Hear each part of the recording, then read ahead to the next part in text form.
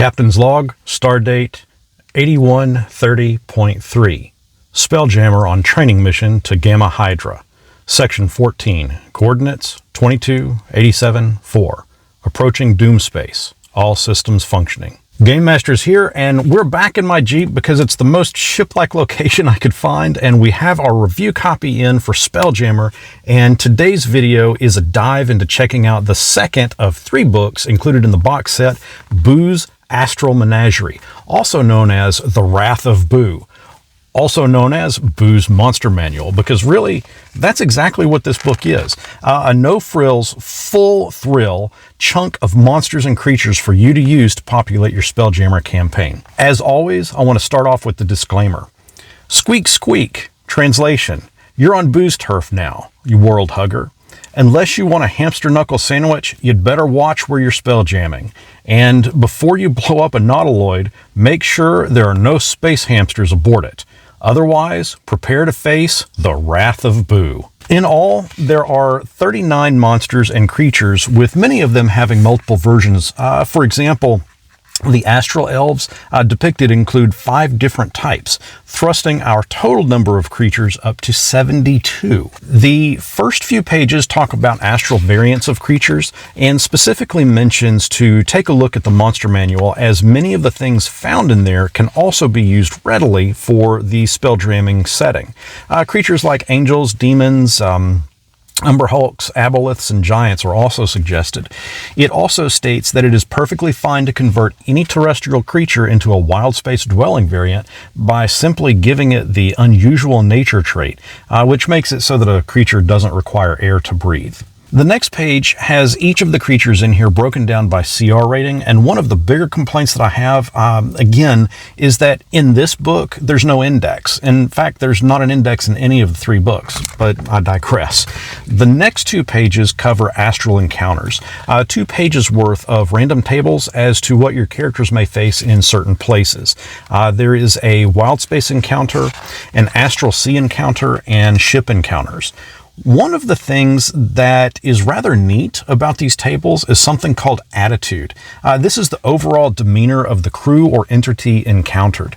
They might be hostile, friendly, or just completely indifferent. Before we jump into the monsters, I'd love to ask that if you're enjoying this video, please consider giving it a thumbs up. It really helps me get this out to more eyes, and I thank you kindly. One of the first things to note right off the bat, and this goes hand in hand with information found in the Astral Adventures Guide, is that playable races that appear in here, in this monster manual, you have the variants of Astral Elves, Gif, Hattersley, Plasmoid, and Thrycreen, and the Auto Gnome is listed, but the book does not provide variants for them. And why point the variants out, though? Well, just my opinion here. In the player's handbook, we have several pages worth of the races presented that we can play as. And in the Astral Guide, in this one, we get just a couple of paragraphs, but in here with the variants listed, I can't help but feel that these guys are going to help flesh out the playable version. While I know that everyone wants to see every monster included, I just, please understand that I can't give out that much information. You got to have some reason to get this, right? But I do want to go over a few. One of them is the Plasmoid. Now, we did previously a video covering the playable race, and I want to show you, well, okay, check this out. There are 3 variants of Plasmoid. The Plasmoid Explorer, the Plasmoid Warrior, and the Plasmoid Boss. As with any given class difference, and that's what I'm going to consider these to be, different classes, the key difference is in their stats. The Explorer has a drive to explore strange new worlds. See what I did there? And as such, they keep their gear light. The Warrior variant has among its weaponry a pistol that deals 1d10 plus 2 piercing damage. And the Plasmoid Boss, how do I explain this one? Okay, so when a Plasmoid becomes full-grown, some might balloon in size. Think Jabba the Hutt in size here. And due to their size and ability of being amorphous, they can bully in and order around smaller, weaker creatures, oftentimes becoming the head of a guild or the head of a criminal enterprise. Not that all Plasmoid bosses are evil, mind you. They can be of any alignment. Each of the plasmoids have the ability to become amorphous and can hold their breath for up to 1 hour. They all can also send out pseudopods, just like the playable version. And aside from their status, where the remaining portions of where they differ are, the boss gets uncanny dodge. Provided it can see its attacker, it can half the damage that it takes when being hit. The explorer gets a javelin that can do 1d6 plus 1 piercing damage, and the warrior, as mentioned, gets a pistol. Among one of the other creatures being heavily asked about are the space clowns. Have you ever seen killer clowns from outer space? Yeah, that's what these guys remind me of. And get this, the space clown actually has their own system called clown space. Okay, so once upon a time, humans found a system of 3 ring-shaped worlds. Get it? 3-ring circus? And they loved festivals and frivolity. They created an elixir called Thrill Joy and became addicted to it, only to later discover that the priests of their faith had distilled it from demonic ichor and the nectar of the bozo flower. Not willing to give up their addiction, over time, these guys transformed into space clowns. They roam the cosmos in search of humanoid flesh to consume and will often set up carnival tents to lure in prey. Sounds a lot like killer clowns from outer space. They also use toy-looking guns that only work for them. Anyone else attempting to use them? Completely useless. When one dies, it will burst like a popped balloon and will release an acidic-type liquid. Their shoes squeak when they walk, and they can cast the following spells without the need of material components: Friends, Mage Hand, Prestidigitation, Mirror Image, and Spider Climb. They also have, as a bonus action, Phantasmal Form. The clown can take on the form of something else, an illusion that can appear as some other creature of its size or smaller, like a child, or even a floating balloon. Their ray gun causes 2d6 psychic damage, which can also cause the target to go into a mad laughter. I can easily see a campaign that includes these space clowns as pulling directly from killer clowns from outer space and even getting inspiration from Stephen King's It. Space Swine is another. Actually, wait.